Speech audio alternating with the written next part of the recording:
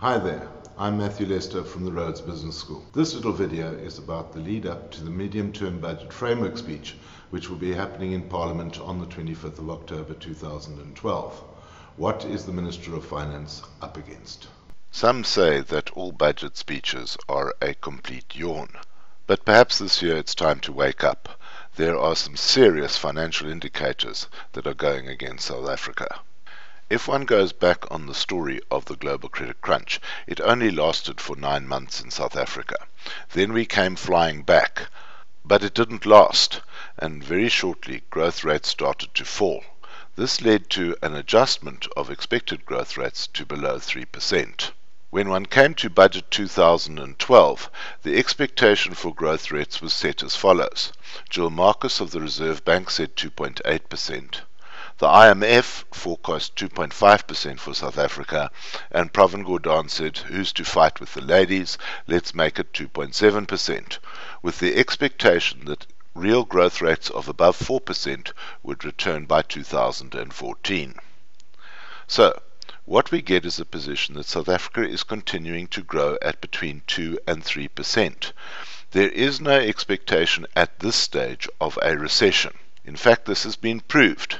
One has found that South Africa only goes into recession when the Sharks win a trophy. Unfortunately, that hasn't happened recently. But when one looks forward, the growth rate of 3% or so is not enough to drive tax collections. Prior to the global credit crunch, tax collections were increasing by approximately 12% per annum, so there was a little bit extra in the pot to accelerate delivery. Post the global credit crunch, tax collections are now increasing by about 8% per annum, and that's not enough to drive the bus.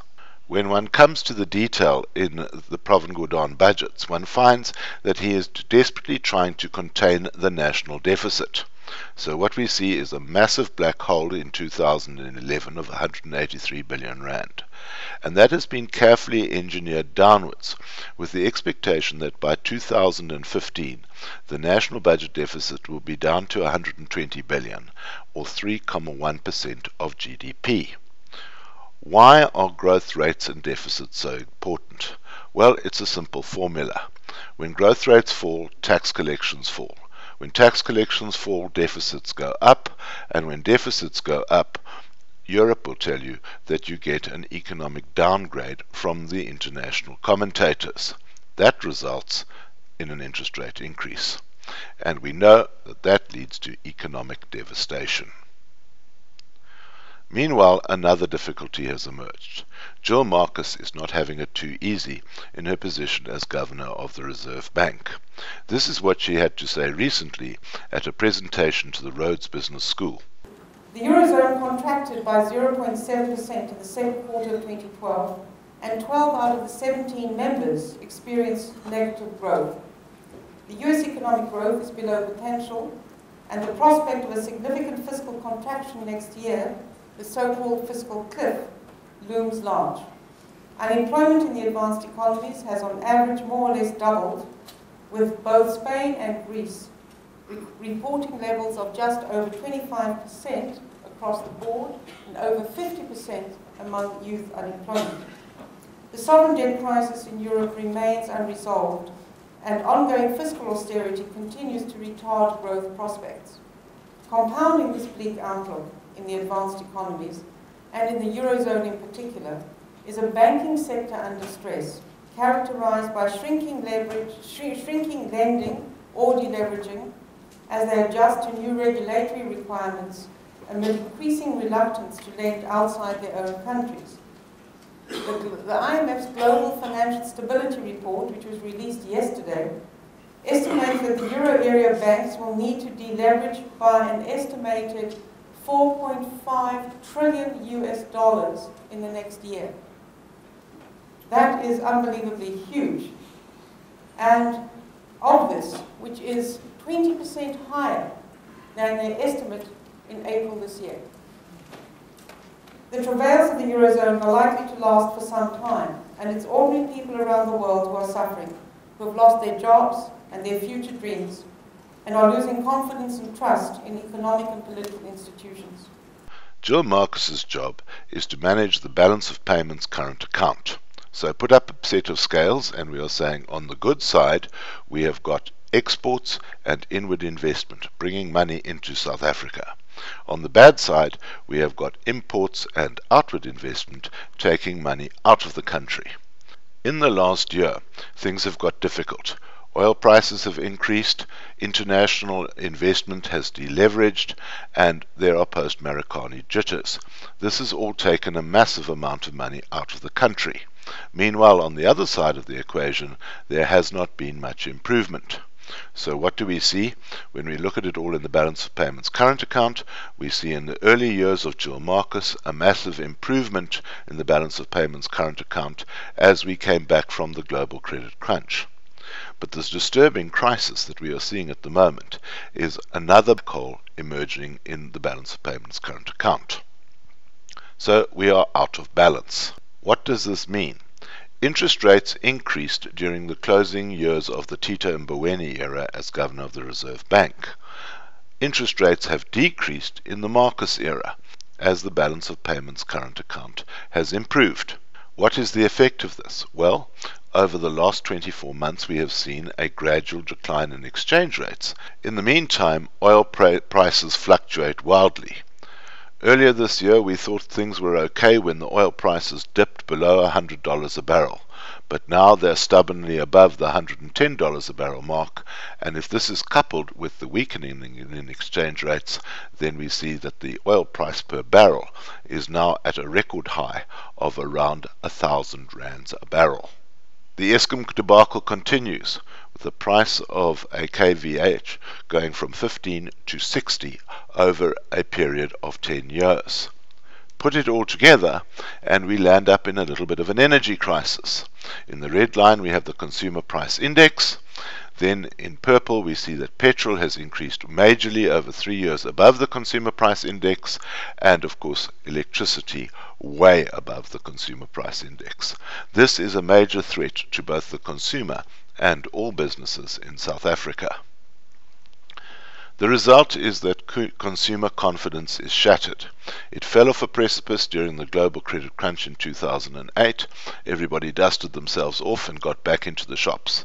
But what we see this year is a gradual decline in consumer confidence levels to nearly as low as they were in 2008. And that's not good for VAT collections.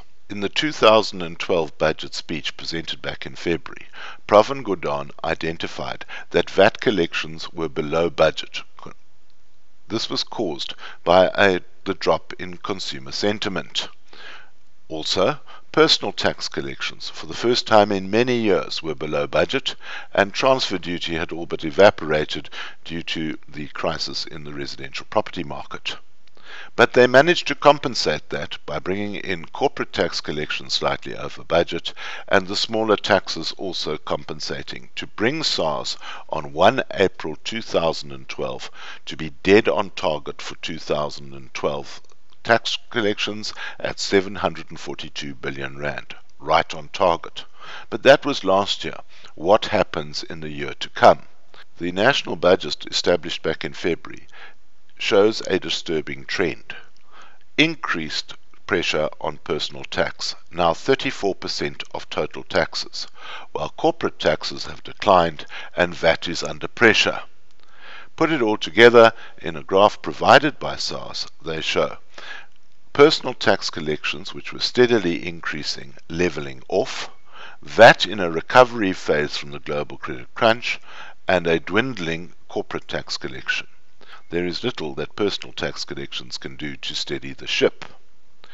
So, putting together a budget for 2013, they say, right, we need about an extra 100 billion rand. We will get 17 or so from company tax and the new dividend tax. Then we will go to the consumer and get a lot extra. We will take it in the form of fuel taxes, import duties and sin tax, increase in electricity levies, and increased VAT collections. Then we will visit the consumer again on their personal tax and claim an extra 33 billion rand. The big question to be put out in the medium-term budget framework speech is, can they sustain this?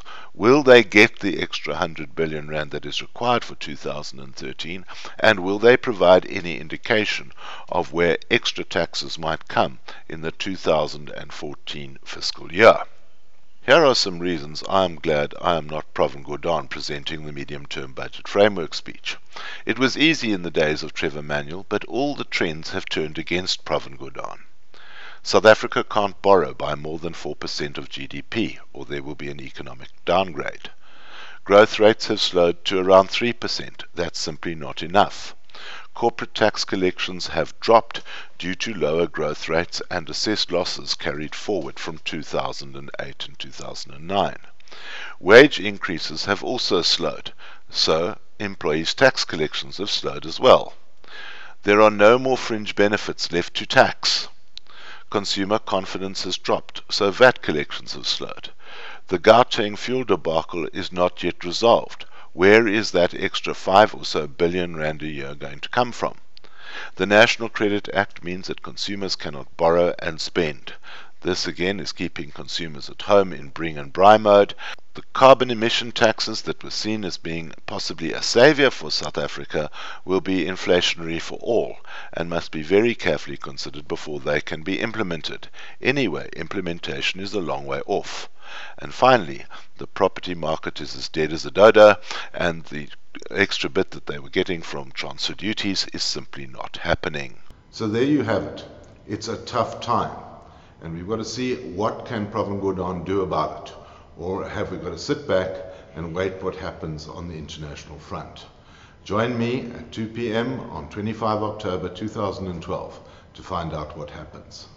I'm Matthew Lester from the Rhodes Business School.